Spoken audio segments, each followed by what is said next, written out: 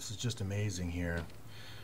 In a sense, describing Ephraim and Manasseh, pushing the people, forcibly pushing them, meaning everybody from the ends of the earth together under this one world order, under this one world control, forcibly pushing them together and using Ephraim and Manasseh as these two unicorns to do it, that of course have been strengthened by this power of this well, which we're going to find out is coming from no other place than the Apsu, the bottomless pit. And that the reason why this well is considered fruitful, because the well is representing water. This water is trying to represent knowledge, just like Jesus Christ describes his words as being the waters of life. It says any can freely drink.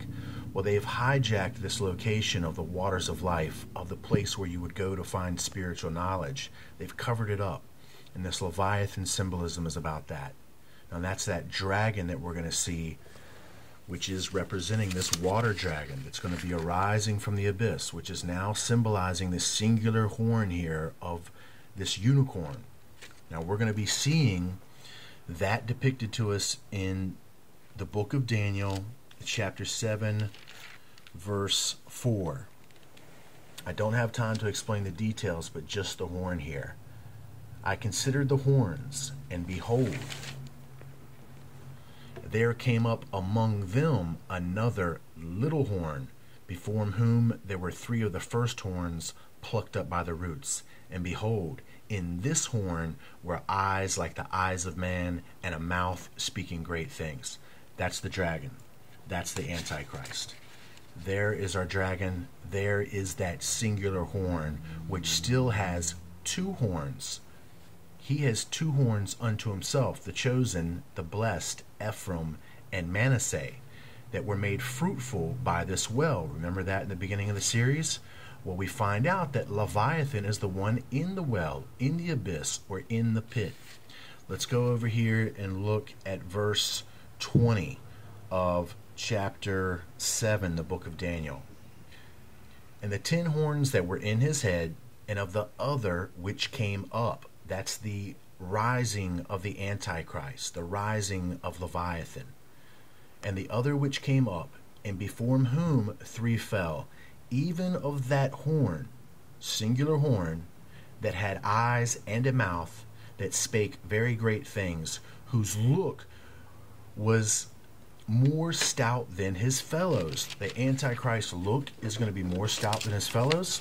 That's exactly what this is telling you here. It's telling you the same thing, that he's got these horns.